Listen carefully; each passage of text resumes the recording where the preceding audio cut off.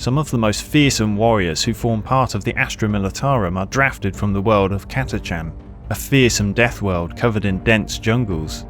These are the Catachan Jungle Fighters, and they are led by one of the most venerated commanding officers in their entire regiment, Colonel Ironhand Straken.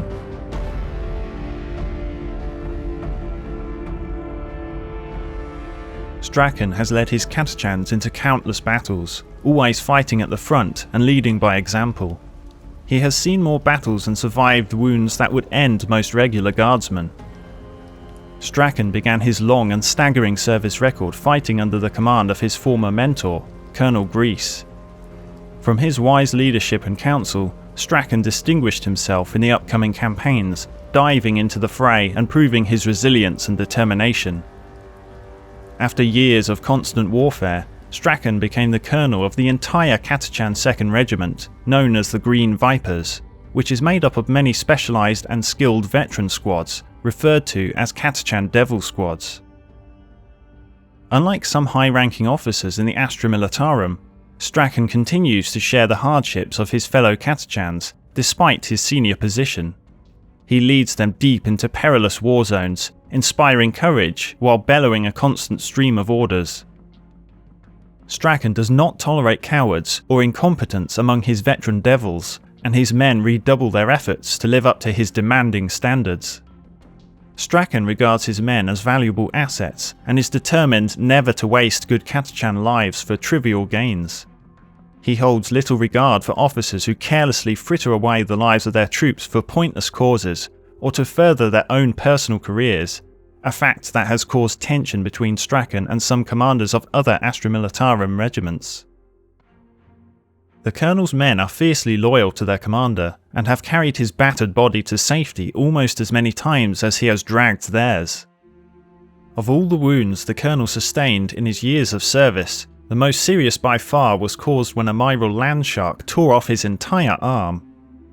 Although this proved almost fatal, this weakness was quickly converted into a strength after he replaced his missing arm with an augmented bionic arm called the Devil's Claw.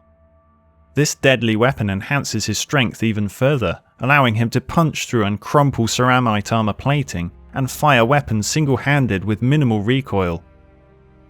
As most of his fighting is done close up, Straken takes a shotgun into battle, which he wields alongside a trusty plasma pistol.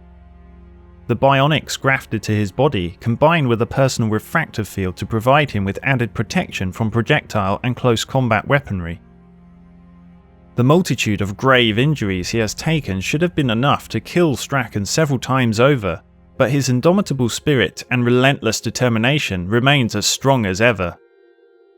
As the years pass, every time Straken narrowly emerges from a savage battle, he gains an ever-increasing number of gleaming bionic augmentations to help sustain his ravaged body.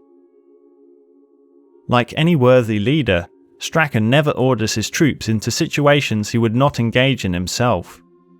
When making a near hopeless assault against a heavily fortified enemy position, it is the colonel who leads the charge, and in return, he demands that his soldiers fight with the same grit and determination he always displays on the field of battle. When not fighting in battles, the Green Devils are put through brutal training drills to push the soldiers to their very limit. This ensures that every Catachan under Straken's command can keep up with his strict and demanding leadership style.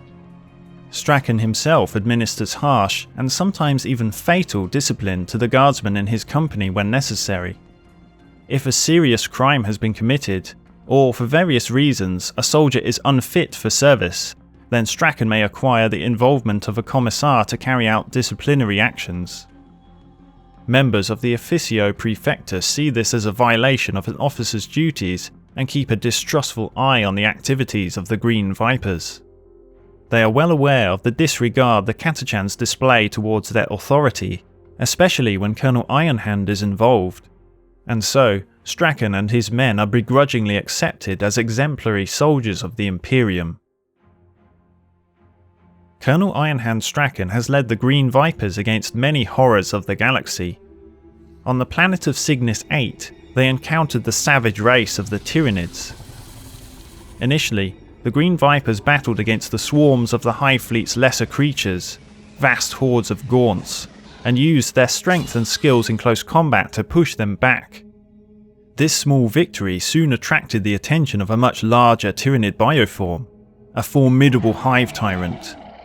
This gigantic creature, enraged by the slaughter of its swarm, lashed out and tore apart one of Straken's most trusted and experienced captains with its monstrous scything talons. The heavy armour of the hive tyrant was enough to stave off most of the lasgun fire, but some well-placed demolition charges eventually brought the beast down. As the colonel stood over the fallen creature's body, he sneered in disappointment, claiming that he had faced scarier bugs in the jungles of Catachan, little knowing that the fight was not yet over. As Ironhand turned to address his men, the massive beast rose from the ground and made a frantic lunge towards him. Luckily, one of Straken's men shouted out, giving him enough time to dodge the attack. Straken quickly moved forward to grapple the Tyranid's neck, whilst drawing his Catachan fang. Even with the added strength of his bionic arm, it still took 4 hard swings to finally cleave the tyrant's head from its body. And with this, the collapse of the Tyranid hive mind saw the Green Vipers achieve victory. Straken's Green Vipers also distinguished themselves for their efforts on the mining planet of Dolmelin, when it was under siege from the Orc war boss Kilskar. Straken and his men were tasked with infiltrating the planet's capital city and sabotaging the Orc war effort. Once their task was complete, the main relief force of the Selvian Dragoons, that was destined to provide the bulk of the invasion force, was intercepted and destroyed before it could reach the planet's capital. Straken and his Catachan jungle fighters were trapped. In the following months, they used their skills at ambush and hit-and-run tactics to wear down the clusters of orcs occupying the city.